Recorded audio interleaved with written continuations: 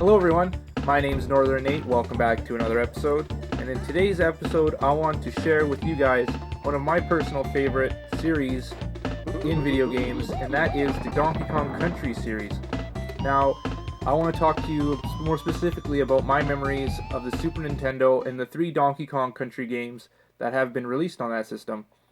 Now, the Donkey Kong Country series to me is one of the key series that every game collector and gamer should play, in that each game presents new interesting aspects to make the games fresh, new and exciting to every player, whether it be just a side-scrolling gamer or someone who has played side-scrollers their whole lives. So the very first game, Donkey Kong Country on the Super Nintendo, was one of my personal favorites on the Super Nintendo, because we actually got the Super Nintendo right around the same time as this Donkey Kong Country came out. Me and my older brother would actually play this a lot. Donkey Kong Country had some of the prettiest graphics I've ever seen in a Super Nintendo game. The way they developed each kind of sprite, it looked like it was 3D, and it was something you never saw ever in any other Super Nintendo game up at that time. And in addition to great platforming, you had things like carts and kind of racing type levels that were sporadic throughout the game, which I thought really kind of added to the diversity of the game. And in addition to that, we also had animals that you can collect and use throughout the game. So there's like a toad, there's an ostrich, there's Rambi the rhino, there's like a swordfish, I think. Now, the music in the Donkey Kong Country game was absolutely phenomenal. I still to this day listen to it when making videos and other random shit when I'm studying and whatnot.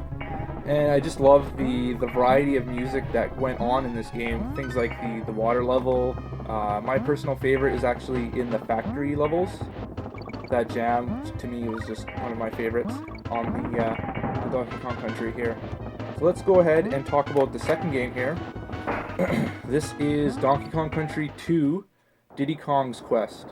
Now, to me, it was a great improvement to the Donkey Kong Country games, in that you played Diddy Kong and Dixie Kong, 2 agile characters that were quick.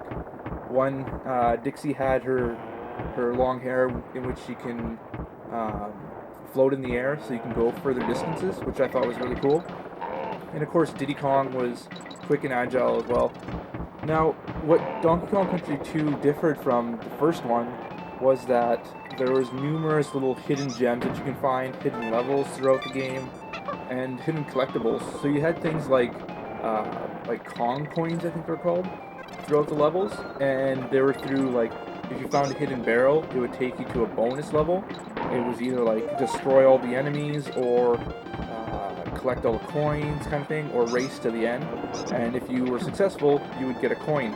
And these coins would take you to a lost level area. Kind of like in Super Mario World, you find the secret, you get transferred to the next, or kind of transferred to the hidden area, which I thought was really cool.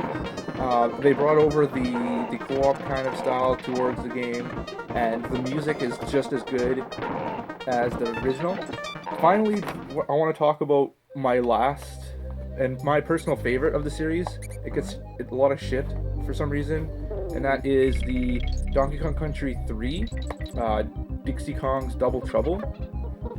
Now, in each game, in every succession of game, that game would better itself in certain aspects. You know, Diddy Kong or Donkey Kong Country 2 had more collectibles kind of thing, and then in this one, in Donkey Kong Country 3, they really expanded on the detail in the environments.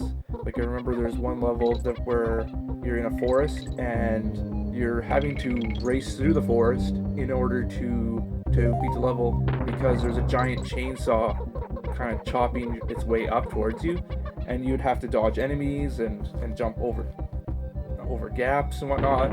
So in addition to that, there was a lot of great open world designs.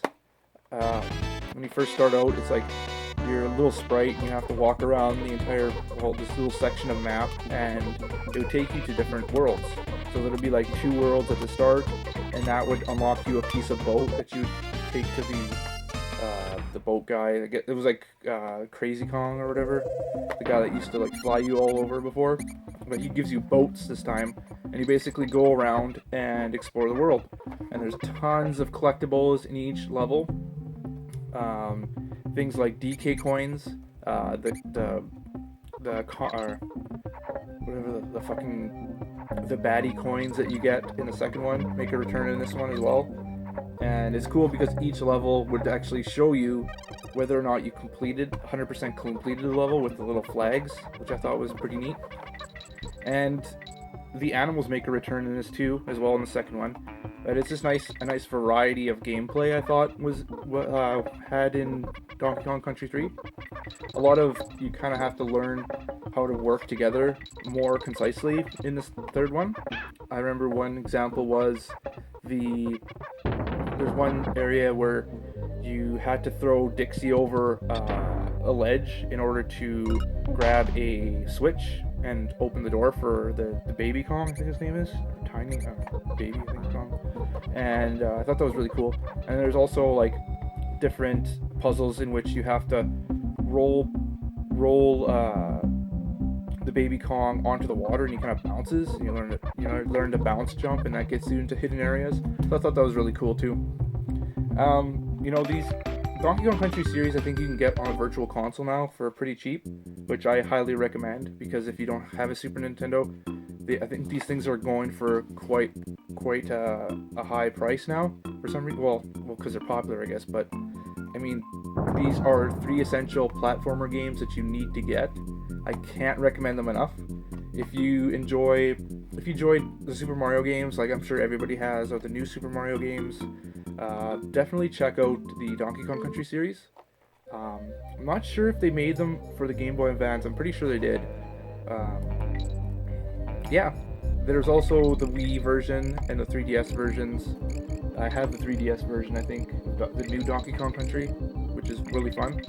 And the Tropical Freeze one is on the Wii U. I haven't played that yet, but I intend to shortly. So, well, there you go, guys. That was my kind of reminiscing of one of my personal favorite platformers on the Super Nintendo, the Donkey Kong Country series. It's nice to just talk with other YouTubers and see, get their inputs on Donkey Kong Country series or platformers as well.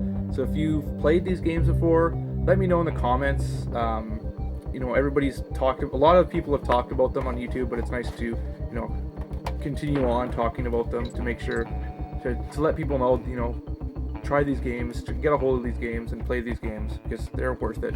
These 3 games are definitely worth your time and money. So until the next time, guys, see you later.